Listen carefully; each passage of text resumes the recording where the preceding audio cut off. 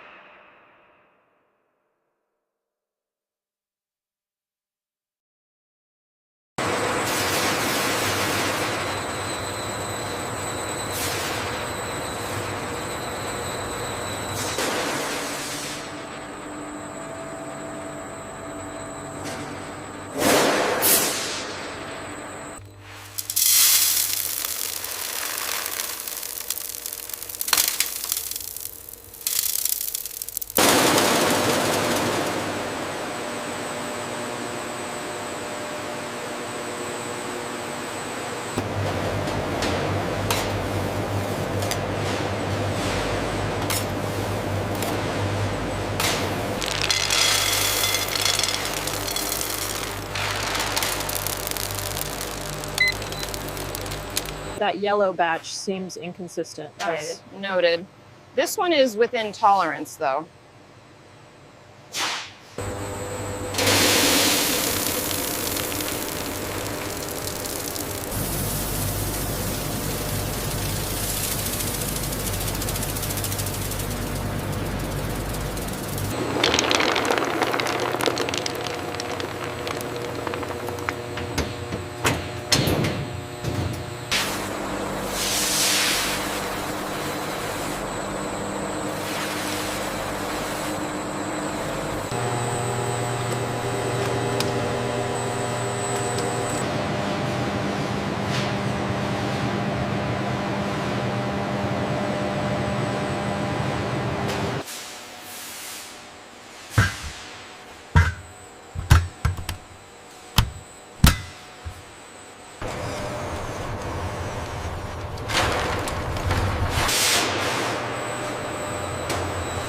This is the moment that decides whether a fruitcake feels rich and moist, or heavy and greasy.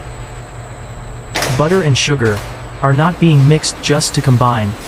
They are being beaten to build structure. At the right speed and temperature, the mixture shifts, slightly lighter in color, smoother in texture, and you can see it hold a clean track when the paddle moves through it. That is trapped air, evenly distributed, and it is the only reason a cake packed with fruit and nuts can still slice clean without turning into a brick.